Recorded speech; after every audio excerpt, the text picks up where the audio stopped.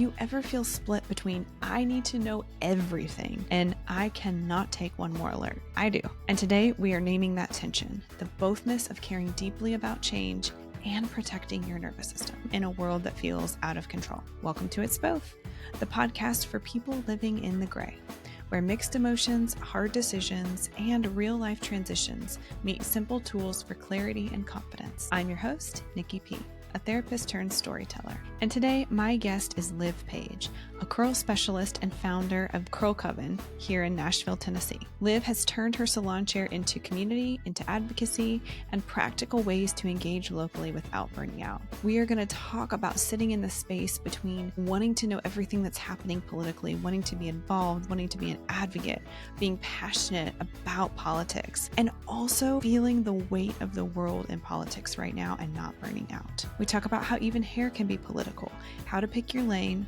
when to rest, and how to take the next doable step. So if you've ever wondered how to stay informed and to stay well, this one is for you. And with that, let's jump in. Welcome, Liv. It's so good to have you here. Yeah, I'm excited. We are talking about just the tension and the bothness that somebody can experience when you think about getting involved in politics and being passionate about change, and also being really burned out and feeling like you are doing so much and is it making a difference?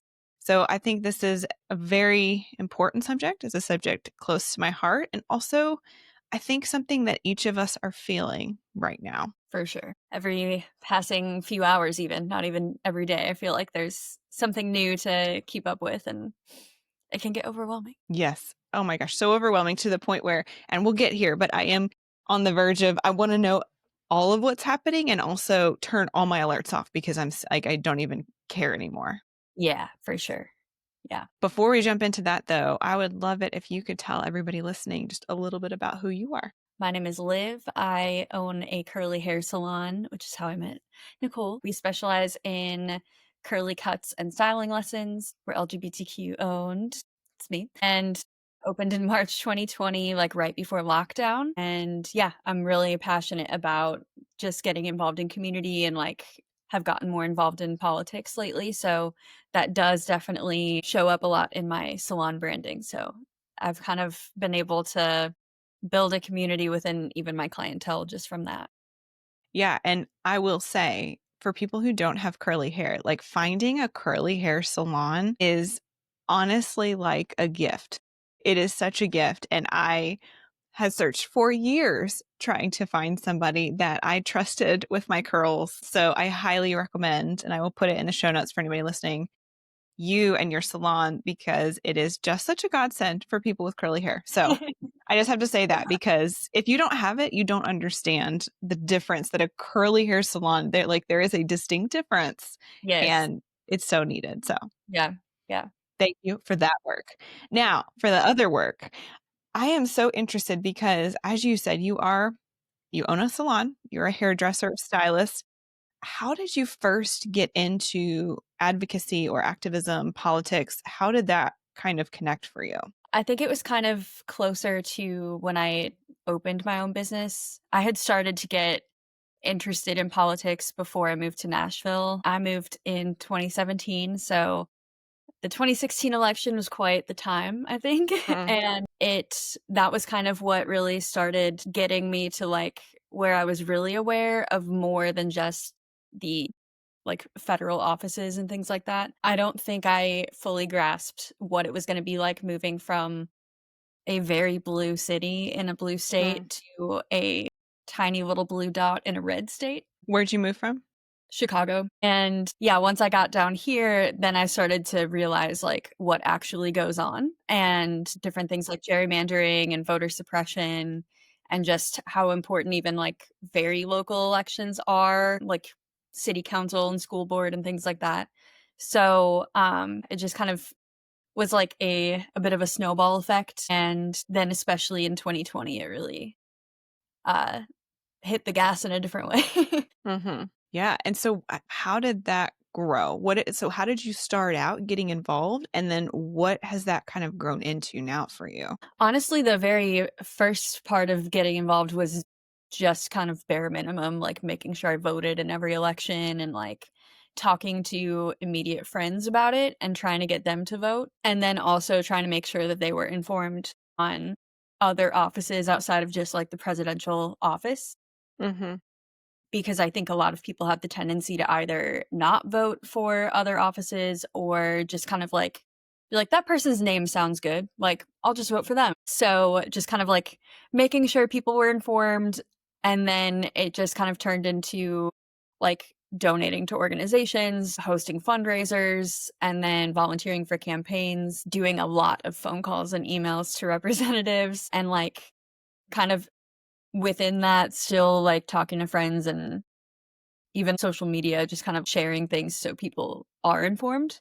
Mm-hmm. So, just kind of adding more as I kept going. And you're pretty active on social media, right? I feel like I've see you on there a lot. Yeah, at this point, I feel like I post less about my business and more about what's happening. Yeah.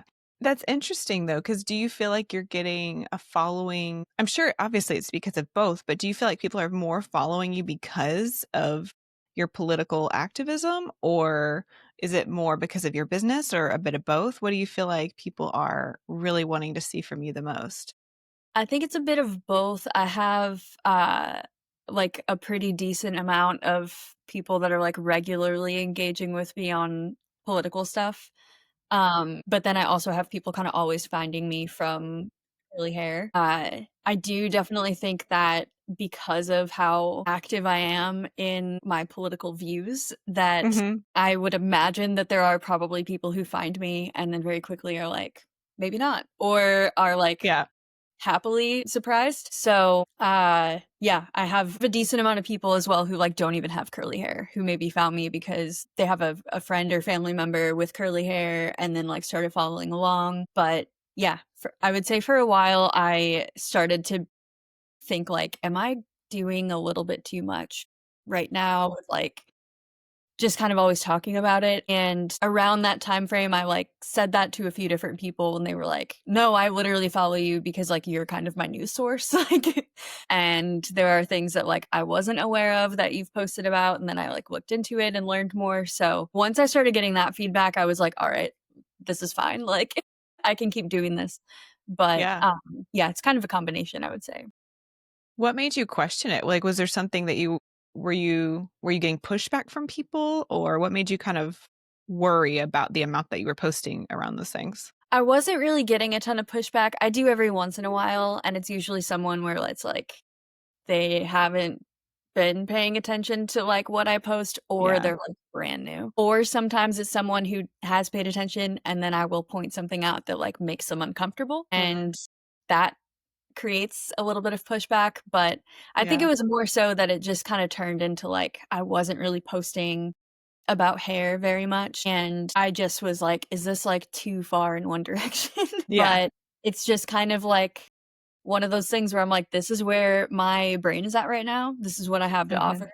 I can't really do both at the same time," and, like, I know that I can show up for the people that are on my schedule, and they still trust me to do their hair, and this is kind of what I wanna do in my spare time. So, yeah, I think it was just kind of an invasive thought, I guess, especially with the background of like when I started in the industry. It's very heavily ingrained that like you don't talk about politics with clients, and like they shouldn't know, they shouldn't talk to you about it, and it's definitely not how I practice my business. But I think it's one of those things where sometimes it's in the back of my head as like just that invasive, like sort of outdated thought. And yet you seem to be like so profitable and popular, even with going against the grain, right? Because like that is pretty.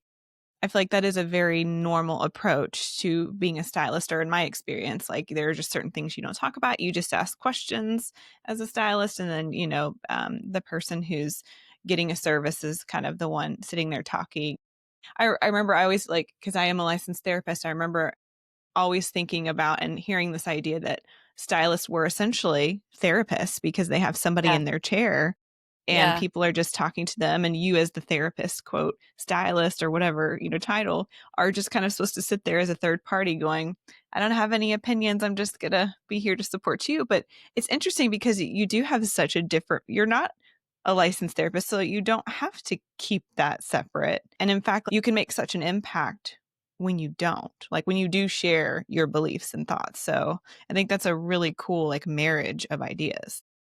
For sure. Yeah. And there's also kind of like an aspect of like, I feel that curly hair is political in a lot of ways. And like wearing your hair natural is going against a lot of things like Eurocentric Hmm. beauty standards. So it's like, I just kind of feel like it's part of my business that like makes sense for me to speak, especially on behalf of a lot of my clientele, because I have a diverse clientele. So Hmm. when it comes to anti-racism and things like that, it's like my clientele like includes a lot of Black people. So I want to do my best to make sure that they feel heard and safe when they Hmm. come in. So there's just aspects of curly hair specifically where I'm like, this just like makes sense and they kind of go hand in hand.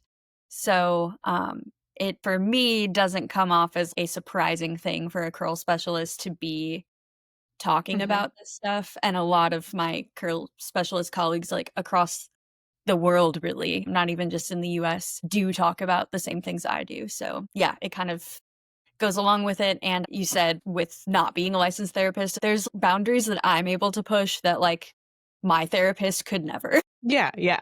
No, I love that. I've never thought about curly hair being political, but as you say it, I'm going, oh my gosh, yes. Yeah. I've just never viewed it in that way. Talk a bit about, so right now, does your, I don't know, what word do you like to use? Is it politics? Is it activism? Is it, I mean, what do you use around the work that you're doing? And then how does that show up for you right now? That is a good question. I would say probably more activism because I guess for a couple of reasons, like I'm not a politician and I'm Hmm. not someone who works like for an organization or like any type of political party.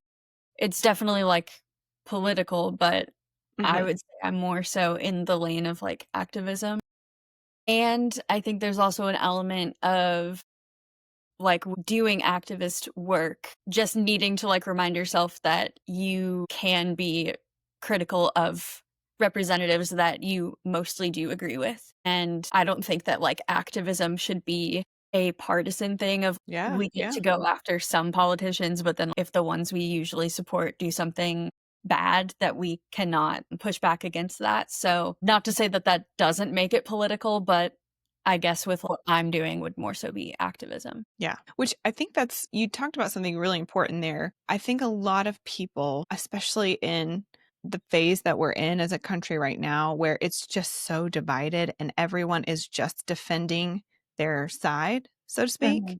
And Yeah. even when somebody on your quote side does something wrong, there's such a push to ignore it or justify it or hide it because you're like, well, if we acknowledge that this person on my side did something wrong, then that means everybody's going to think that the other side is correct. And then it just becomes this space where there's two sides and you are defending your side regardless of truth and regardless of what's right, which feels so wrong. And yet so many people are doing that on both sides. Yeah, for sure. And it's unfortunate because I think that there is also an element of, like, the loudest people are going to seem like Hmm. the majority. So you kind of always hear, like, these very immediate accusations going in both directions. For example, would be, like, with the Epstein files being released, Hmm. some people on the right being like, "Well, we think Bill Clinton's in the files," and it's like, I would say for the most part, most progressive people, first of all, don't like him, and second of all, it's like, well, if he's in the files, then he should also be held accountable, like, we Hmm. Yeah. aren't like, cool, if he's in 'em, we wanna know, like, so, just kind of, like, things like that where it's like, we're kind of only hearing really loud Mm. sometimes ridiculous things, and when you form, like, a community of people that are fighting for the same things and kind of, like, aligned with you that are not necessarily always, like, screaming into the void, I feel like it helps to balance out the, like, feeling that everything around me is on fire. I think you hit the nail on the head in a lot of ways because you're right. If we can't get away from that and really search for what's right and what's truthful, there feels like there's no repair. I mean, how do you as a country come back from that if you can't focus on what's right and what's true?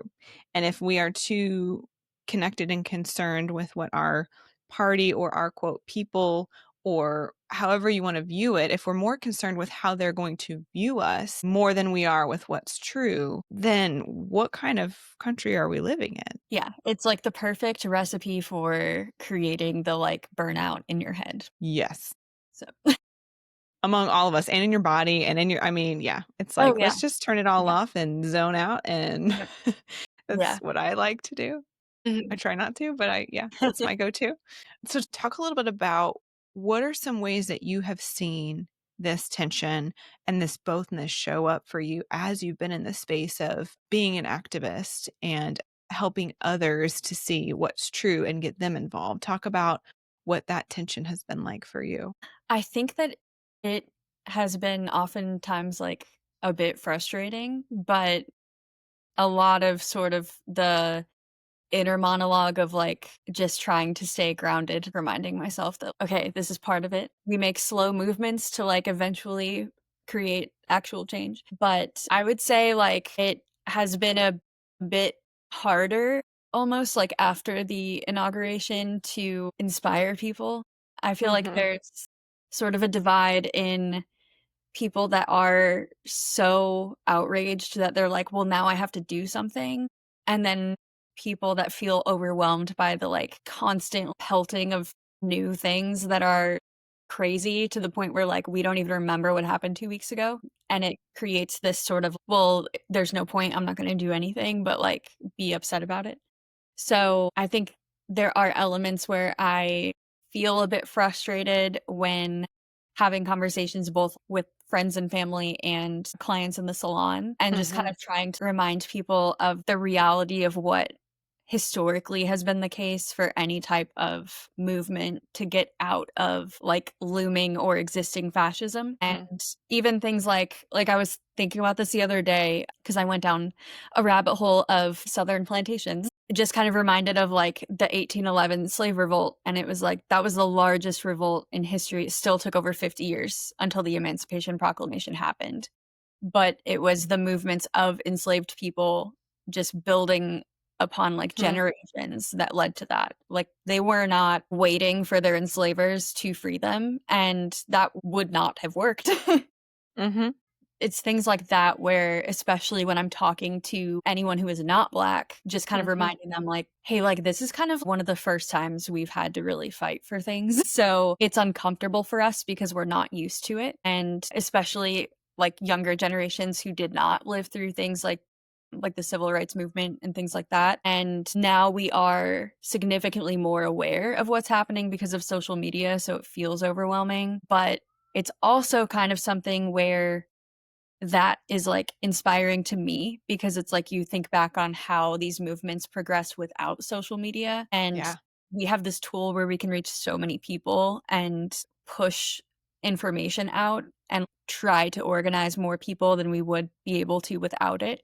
So for me, I feel like there is a possibility in my head, my, like, hopefulness that we can have better change faster because of that connection that we can make with people. So, yeah, I think it's equally frustrating to kind of have conversations like that on a regular basis Mhm. and like kind of try to communicate with friends this is how you can help, and then not all of them are doing that and kind of just still like complaining, screaming into the void sort of scenario. But at the same time, I do know that there are people that I've been able to talk to where it's like they are now active in some way, and just kind of getting people to realize we don't all have to do everything, but at this point we all have to do something, and Mhm. that something doesn't have to be going to a protest. Like, it can be sending emails or, like, calling Mhm. representatives, even when the office is closed if you're scared, and, like, donating even and volunteering for community organizations and things like that. So, it can be, like, so many different things, and I think when you get involved, it makes it less overwhelming because now you're surrounded by people that are like-minded and all fighting for the same thing, and it gives you hope that change can happen because you're not surrounded by the noise of all of the extreme viewpoints. Yeah. Is that is that what gives you the hope and the capacity and energy to keep going at this level? Honestly, yeah. Yeah. Yeah. I feel like I would be in a much different mental Mm, health scenario if I was not involved the way that I am. yeah. I've only been to see you once, but when I've seen you online, any time that I have seen you in any way, it feels like you are always passionate and you are ready to fight and you are ready to stand up. And, like, do you ever see the other side where you're just like, you feel that screaming into the void where you're like, I can't today. I can't this week. What is the point? Like, how does that side of it show up for you? I mean, yeah, it shows up a lot. I think the Aries in me is kind of always down to fight and, like, get involved, and there's also an element of, like, the people that I know through the community that I have now, like, I sometimes feel a little bit guilty if I'm not showing up because everyone around me is in some way, but it's also more of an invasive thought of, like, I don't ever look at them when they wanna, like, take a week or something to, like, chill out as, Mhm. like, "Oh, they're not doing anything," and they're probably not thinking that about me either. But there are definitely times when, like, even, like, a week ago, I think, I was out of town for about 48 hours and had no idea what was happening with the Tylenol scenario, and opened my phone, saw a headline, and I was like, "You know what? I can't actually do this right now. Mhm. I'll do that later," and, Mhm. put my phone down, and I was like, "I'm gonna read a book," and, like, I just don't have the mental capacity, so I think it's kind of something where it's like, I prefer to be very informed to a point where sometimes it is overwhelming, but Mhm. everybody kind of has a limit, and I don't necessarily think that taking time to come back to yourself and chill out a little bit is bad. That is, in my opinion, a form of resistance because we all need to, like, rejuvenate and rest in order to show up Mhm. later. I think both kind of play a role, and I think being in the society that we're in that's very, like, productivity centered, it can make the rest portion really hard. So, Yeah, for uh, sure. it's kind of like an uncomfortable thing to be able to do, but, it is necessary in order to show up consistently. Oh, 100%. Yet it's so hard, and I think historically more so for women than men because you have this expectation, I feel like, where, uh, I don't know, it's like we can't take a day off, we can't take time for ourselves, we can't care for ourselves. It is selfish. It's not, but there's this idea that it is selfish, and so how do you I mean, because you talk a lot about the boundary in that and how you go, "You know what? I am checking with myself, and I just can't do this right now. I don't have the mental capacity, so I'm gonna go, read a book. I'm gonna focus on me." And then how do you come back out from that? Because I feel like for me at least, and I know others who go, "Once I take that break, sometimes I go, I just don't wanna come back." Like, I'm resting, I'm taking care of me, and the emotional weight of then getting back involved is so heavy right now, it feels like. Yeah. And so for you personally, how do you come back from the break? What gets you out of that? I mean, because I struggle. Well, I will say I have ADHD. For me, I do tend to go from, like, 0 to 100 on a lot of things. So, that's kind of also an element of, like, I don't really do the, like, slow progression back in. I tend to, like, be like, "Okay, I'm okay now," and then it's like hyperfixation, we're back. Mhm. And I think even though I am on medication now, it's like there are I mean, it doesn't rid you of ADHD Right, symptoms, right. you're Yeah. well aware of, but I think that my handling of it isn't necessarily what I would suggest for everyone, and it's not realistic, but yeah, I would say, like, I'm kinda someone where it's like, "Alright, I'm gonna be, like, horizontal today and, like, not think about it, and then tomorrow, I'll get up and I'll, like, get ready and turn on NPR and just find out what I missed, and Yeah. we'll be back." But I think that if someone isn't, like, comfortable doing that or maybe doesn't have the time or the capacity to do that, I feel like it's beneficial for people who only have a certain amount to give to really focus on one area. Whereas I would say most of what I push for is all rooted in anti-racism and white supremacy, just because it is kind of Mm. the umbrella that encapsulates everything as far as misogyny, fat phobia, transphobia, things like that. If someone doesn't have the capacity to talk about all of those things, it's like pick one topic. Mm.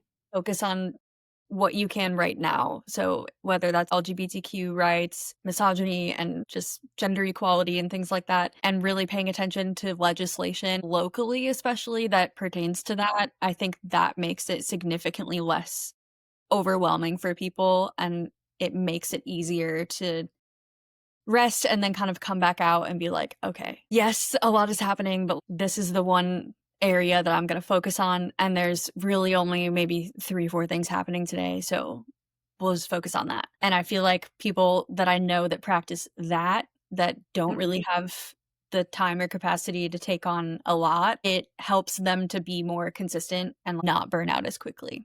I want to pause here for a second because I know some of you listening are going to relate to this next part. You've built a good life. You're showing up for everyone else, kids, partner, work, friends, and you've done all the right things to take care of yourself. The journaling, the workouts, the books, and yet you're still tired, still anxious, still feeling like you're running on fumes. If that's you, hear me now. You are not failing. You're just stuck in survival mode, and no amount of doing is going to work until your nervous system feels safe. That's exactly what you'll work on inside the Courageous Living group from Janice Holland. She's also known as the trauma teacher. She's a licensed psychotherapist and certified trauma model therapist who helps high-functioning individuals finally find relief. The Courageous Living group is a 60-day nervous system reset for people who are done overfunctioning, people-pleasing, and holding it all together. This group reset includes 8 weekly group sessions that are live, but are also recorded in case you can't attend the live sessions. You'll have lifetime access to the course portal, including replays, weekly journal prompts with integration practices, somatic healing tools, and a private WhatsApp group chat for support. Because you don't need to do more. You need to feel safe enough to receive the life you've already built. Click the link in the show notes below to get started. And I think one thing that most people struggle with is, how do you stay connected to what's happening locally? Because for whatever reason, it feels so incredibly hard to know what elections are happening. What are we voting for right now? I know there's one right now. What is it for? I don't know. And Yeah. so how do you encourage people who are like, I only have so much capacity and I want to keep it small and local? Because right now, especially, I mean, really, regardless of what side you're on, we are in the space we are in for the next 4 years, 3 Yeah. years.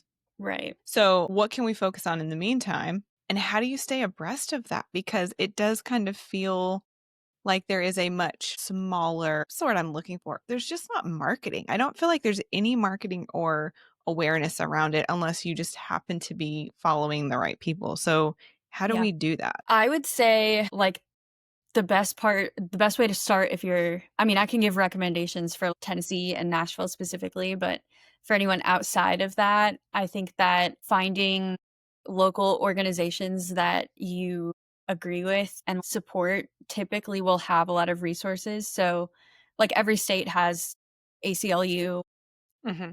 and Human Rights Campaign, I believe, is in every state, and things like that. So that's a way to kind of hone in a little bit more. And also, I feel like NPR for myself is a really great news source just because it's like it seems less, I guess, biased, which maybe I am, and that's where it is. But I do also have a news app, Ground News, Okay. and I like it because it'll pull headlines in different topics and then it will like organize everything with all the news sources that have reported on it.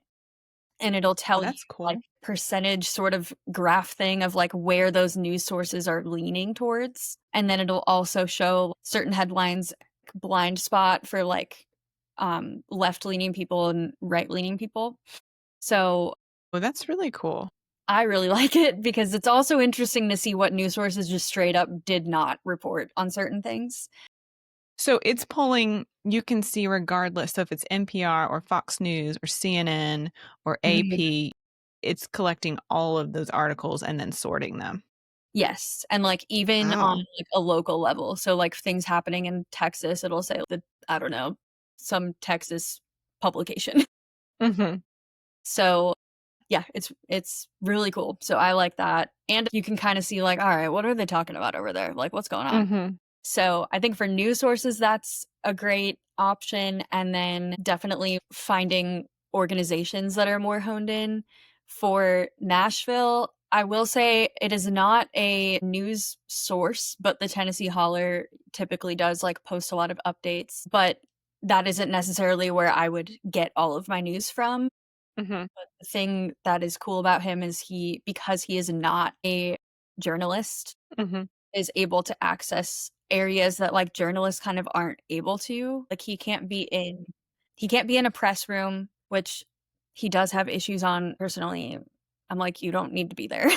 Yeah. But he's able to kind of, like, show the viewpoint from a constituent of how these representatives are behaving sort of just, like, in hallways at, like, Hmm. the legislature and things like that. So, it's from more of a constituent perspective, which I like. So, that's kind of a good way also, and he does post about elections and things like that. And then for voting, the Go Vote TN app is amazing. I, like, tell everyone I possibly can about it. It will check your voter registration, and it will, like, show you what address you have on there, if you need to update it. It'll show you all of your district information. It'll show you when your next election is. It'll give you a personalized empty ballot so you know who's actually gonna be on it. Just because I like that they send it out through Secretary of State, they'll send out the, like, example ballot, but it's, like, Mhm. literally for the whole state. So, Right, right. I don't know what district my school board is, so that Mhm. you basically just type in, like, basic information, like, you really don't have to know that much about yourself, and it'll show you all that detailed information. But for the upcoming election here, it's for Tennessee's Congressional District 7.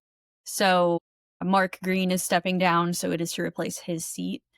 So, it's the early voting, I believe, is still happening right now, and the numbers are incredibly low for voter turnout, so we need to ramp it up. I mean, there's days where it's like there are, like, just double digits of people showing up to vote, and it's like, there are so many more people that are registered in that district. So, definitely if you're in District 7, go vote. I'm not, unfortunately, but yeah, that is, like, the closest one that we have right now, and then this upcoming year in 2026 is when all of the Tennessee House seats will be up, and then I believe the governor will be voting on, things like that. So, the Go Vote Yeah. TN app is super helpful because 'cause it'll tell you, "Okay, it's time to vote for this," like, "It's time to vote for that," and it'll give you What, all the send you alerts? it doesn't send you alerts, but it will when you go onto When you the go app. in, it'll Yeah, it'll show you that information, and, yeah, it'll also show the location, so it'll show you where all the early voting ones are, and then where you have to go if you're voting on election day. that's amazing. Yeah, I love it. That's so good. And I mean, I'm thinking to even some basic stuff where I go, honestly, I don't think most people know what district they're in. And I don't think when you think about who's on a ballot, you're right. I mean, up until the last, I don't know, probably till the 2016 election, I did that, what you described, which was they're under this party and their name sounds good, like this one. Right. It's under Yeah. this party, so that's all that matters. But I don't think most people know who they're voting for. And like, what's the best way? Do you just suggest people you go and you see who's on the ballot and then you Google each one of them and just do like a dive into each of them? Or is there another way that you suggest people start to get involved or become aware? I definitely think going on the ballot and then kinda researching from there is helpful. Not every candidate is very good at advertising themselves or, you know, Hmm. being open about certain things, especially when you get into, like, district court and, like, school board, like, those technically aren't partisan, so it's really hard to find out information about them. Hmm. I think judges are, like, the hardest for me to figure out info from. It's not easy to find out the cases that they've ruled and things like that, and their websites are typically just very sort of, I guess, middle of the road on, like, "We care about Tennesseans," and it's like, "Well, yeah, but, like, What does that mean? only some? Like, what are you talking about?" Yeah. There is an account, I wanna say I'll check this and make sure, and if I'm wrong, I will let you know, but I think it's called Go Vote Nashville, and that's, like, an Instagram page, and they typically, like I don't think they've posted in a while, to be honest, but they historically had posted sort of, like, a little blurb about every candidate that was running in Davidson County and, like, on either side, Mhm. like, independent and things like that. Some other areas outside of Nashville may have things like that. I would imagine if Nashville has it, Mhm. gotta be stuff like that in other Yeah, cities. yeah. But yeah, I think Google is a great place to start, social media for sure. Even now that Instagram has that repost option, it's like, all right, what are you reposting? Mhm. 'Cause there's some things where I think candidates don't really think about that people will know. So yeah, kind of just deep diving on everybody. And you kind of alluded to this earlier, but if people who aren't active, and we want everybody to be active, we want everybody to get involved, like what are the most easy ways, the lowest ask to say, here's how you can start to like dip your toes in, get involved. You mentioned you can call, but you can call when the office is closed and maybe leave a message if you're feeling scared. But talk about what some of those easy wins are and why they matter. Because I have definitely had people ask, like, well, what's the point of calling a representative? Is that really going to change their mind? Yeah. And I feel like that is a fair question because it is not always the case that that will Hmm. happen. I will say when it comes to calling and emailing, it is technically a requirement. I'm not going to vouch for every single legislative assistant to be doing this, but it is a requirement for them to take record of those phone calls and what their constituents are saying, especially if people are calling and just very straightforward saying like, "Hi, I'm talking about House Bill 123. I oppose this bill. I'm asking the representative to vote no on it." Typically, I will say, just based on what I have learned from people that have known legislative assistants and are legislative assistants, that it's usually a lot better to just leave straightforward things like that and maybe not lose your cool. I'm not going to say always do that. Sometimes it is just it happens, you know? But definitely calling and emailing does make a difference for that reason. And I will say a good example is actually Jody Barrett when the school vouchers were getting voted on. Hmm. He did actually change his mind. And there were a handful of Republicans who did change their mind on the vouchers based on the calls that they were receiving and ended up voting against them. I will say, especially with Jody Barrett, I really don't agree with most of what that guy does, but that was kind of a good example of the calls and emails like actually just like moving that needle a little bit. Hmm. But I think it's also important to just kind of once you get to know the representatives and like are kind of paying attention a little more, knowing who we can actually impact versus like who is just like so extreme that it's like, should I waste my time calling Gino Bolso? Hmm. Maybe not. But I to your think point, if they have to make a record of it and everybody is calling or emailing, right. I mean, in theory, I just go, I don't know much about what's a requirement, but I go logically, if you as an elected official are supposed to be doing what the people want, and you have records showing that 80% of the people are saying we oppose this, and then you still pass it, that's questionable. It is, yeah. And it's the opposite of the word representative. Hmm. So, yeah, I personally don't know how that would be enforced, or I don't necessarily trust a lot of these Hmm. representatives to Yeah. enforce that, especially looking at our House Speaker and things like that. They don't really have accountability for anything, but it is definitely something where, you know, if you got time, call Gino. But if you have a limited amount of time, definitely focus on the representatives that you think you can push a little bit. And I think donating definitely helps. If you don't have the ability to donate, then even just like sharing donation links and things like that. And I'm not even talking about like Act Blue. It's just like if you find a specific candidate that you support, definitely help them. Campaigns are very expensive, but even down Hmm. to donating to your state's ACLU, or like there's an organization in Nashville called Trans Aid Nashville, and they are basically mutual aid for trans people that live here, and they support them in housing and food and things like that, kind of donating on all levels. If you can't attend a protest, I personally like protesting, but Yeah. blows off some steam, but if you Mhm. don't want to or just don't have the ability to, even just, like, donating water or snacks to protesters, Yeah, it's a great that's idea. helpful, and I think there's also something this is, like, an uncomfortable thing for a lot of people, but when you're having conversations with friends, family, or, like, even people that you don't know super well in public, and it kind of is, like, a hard conversation or an uncomfortable topic, or maybe they say something that is you don't agree with, having calm conversation with them and, like, approaching it with, I mean, as much kindness as you can, and just kind of, like, having an open dialogue will make a lot bigger of a difference in the long run than just going into it being argumentative, and that's Mhm. something that is a very hard thing to practice, especially in the current just very divisive climate that we're Mhm. in. But I was listening to a podcast about this, and I forget what it was, but it was awesome. And they were talking about politics, but they had someone who has studied cults on the podcast and talking about kind of how to approach people that are involved in he was talking about QAnon specifically, but he was basically saying nobody is going to ever leave a cult because someone is yelling at them telling them they're in a cult Mhm. because they have community with these people, like, they got there somehow, they have safety there, and you kind of have to be a safe place for them to come when they start to question things that are happening in that cult.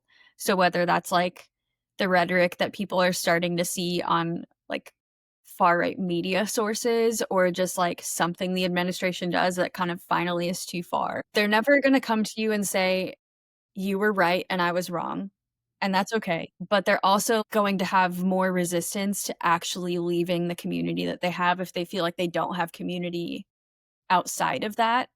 So, like, I have people in my life where some of them I have been like, "Hey, I wish you the best, but I can't do this anymore," because the things that were said were past my boundary. Hmm. But I also have people in my life that absolutely do not agree with me, and I'm just kind of like, "You know what? I'm just gonna Yeah. keep having dialogue, and I'll ask questions, and maybe one day if they start to change their mind, I know that they'll talk to me." So, I think that's kind of something that is a long game, and it's not necessarily the easiest place for people to go to do activism, but Mm. it is kind of something where it's less of the idea of, "Okay, I'm gonna get up and do this now." It's like you just kind of happen to be connecting with someone and that's happening. So, yeah, I think all of those things are helpful, and then I feel like the most, I guess, of a time investment and, like, things like that would be volunteering with a campaign, but the more people we get to volunteer on campaigns, the easier it is to be a campaign volunteer because you don't have to put in as much. Mhm. So, there's a nuance there too. Gosh, and I love what you said about the relationship piece because I think what we're seeing so much of right now is, and I get it. Let me just preface this by saying I get it. We're all burnout. We're all tired. We're all feeling divisive. But I think what you see a lot on both sides is a family member or a close friend that you realize is on a different side than you. And you go, I can't be in relationship with this person.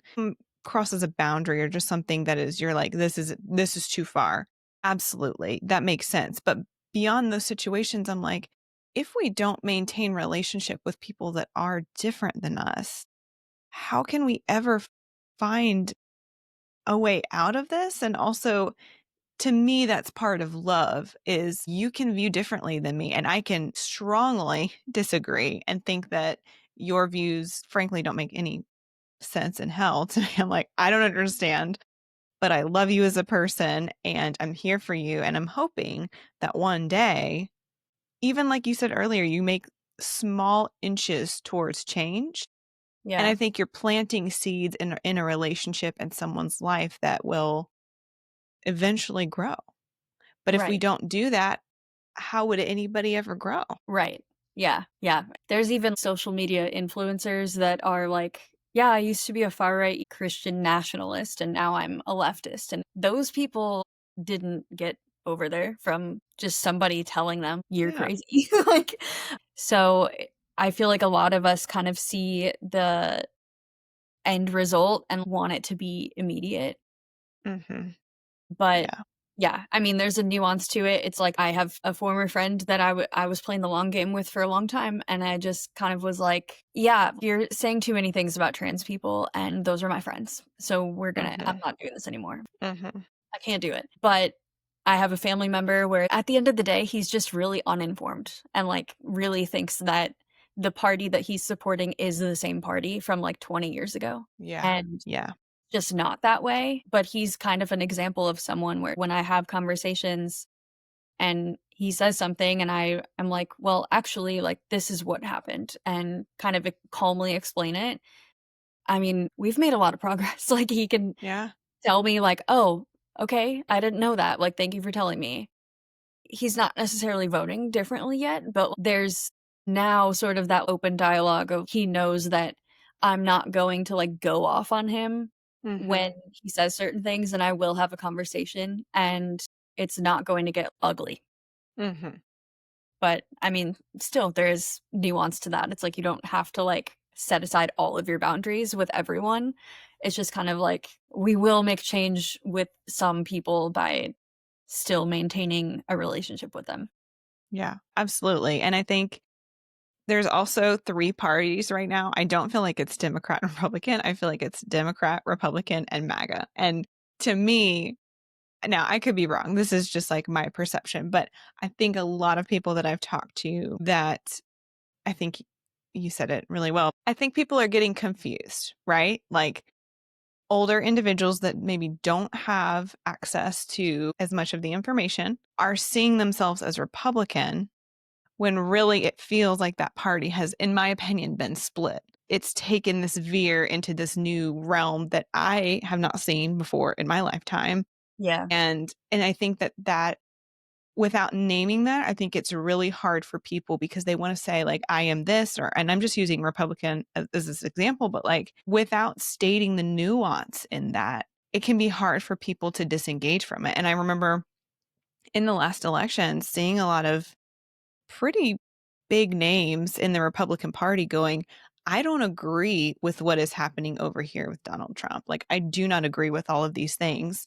And you started to see it articulated then. However, now since he's taken office, I feel like that conversation is now gone. So I think when you said the nuance, it's like super important to state that nuance. Mhm. Yeah, and, like, I feel like there's more than 3 parties, honestly. When it comes to, like, left-leaning people, it's like it kind of goes in, a vast sort of expanding, realm, and I will say that is something that, like, I personally don't think that it just happened to be the case that, like, MAGA formed. Hmm. Like, it's kind of been a long time coming, and I think that's something that when it comes to progressive people, like, we need to kind of learn something from Republicans in that way. Hmm. Kind of the same thing, like, I'm not saying to ignore all of your boundaries and just kind of, like, support whoever, Hmm. but I feel like there's an aspect of the Democratic Party where it's like, if a candidate doesn't check all of your boxes, Hmm. that's not necessarily a reason to completely write them off and not vote or Yeah. not get involved. But all that to say, at the same time, there are boxes that, like, for people are a hard, like, yes or no, and that is okay. Hmm. But kind of just being more strategic, I guess, is what I'm trying to say. Yeah.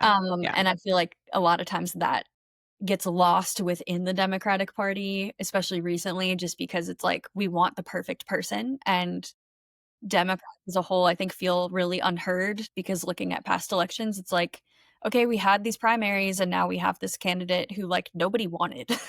So I think for that reason, a lot of Democrats are not as willing to support the Democratic Party because they can't trust them anymore. It's very nuanced.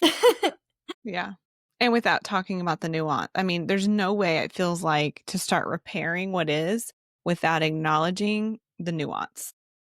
Yeah, yeah, and I think that is the thing that the Democratic Party, especially at higher offices, is so out of touch on and needs to acknowledge where mistakes were made and just be upfront with voters and be like, "Okay, we didn't listen, and we're sorry about that. Here's what we're gonna do." It's just kind of like this strange denial and doubling down, and it's like, "Listen, Chuck Schumer, like, you didn't do the right thing. Just say it." Like, yeah, I think that there's a lot of nuance within sort of both parties, but it does seem that there are aspects of the Democratic Party, especially where I'm like, we have so Mm. much work to do, and relying on the sort of pendulum swing of having a Mm-hmm. blue wave. I'm like, that might not happen unless we actually do something. Long tangent. But good, but so good. What would you say is one thing you're still learning? Hmm. Well, I do think that, like, learning more about anti-racism and, like, unlearning my Mm-hmm. internal biases are, like, that is, like, a lifetime of constant, uh, effort and just, like, even just, like, sort of daily things of confronting, so I think that that is the most prevalent, that kind of, like, encompasses the whole umbrella of everything else. Yeah. And I think that all of us need to do it Yes. forever. I Yeah. mean, Yeah. For sure, and I think that's the thing, it's like the internal biases impact more than white people Mhm. too, and same thing with misogyny, it's like a lot of women are misogynistic, and it's Mhm. just the way that we have learned those things, so it's not necessarily something where, like, I think somebody can, like, finally reach the point of being an anti-racist person. You are working on anti-racism and, like, doing that as a constant. I feel like that just kind of encompasses everything. For sure. Well, thank you so much for just all of the work that you are doing, both in your profession and in your activism.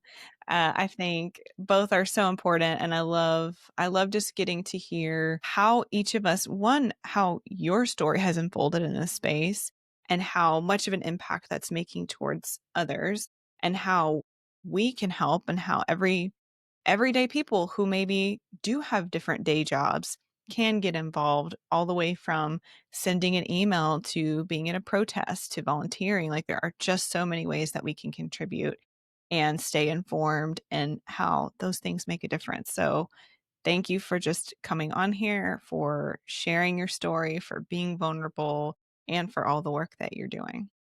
Yeah, thank you for having me on. It's been so fun. Well, I'm so glad. And as we wrap up, the last thing I want to ask you that I ask everybody, completely unrelated to today's conversation, maybe you have something that's politically related, but I have a segment called Ridiculous or Relatable. It could be an irrational fear, a quirk of yours, but something that you do that is completely ridiculous others might be relatable.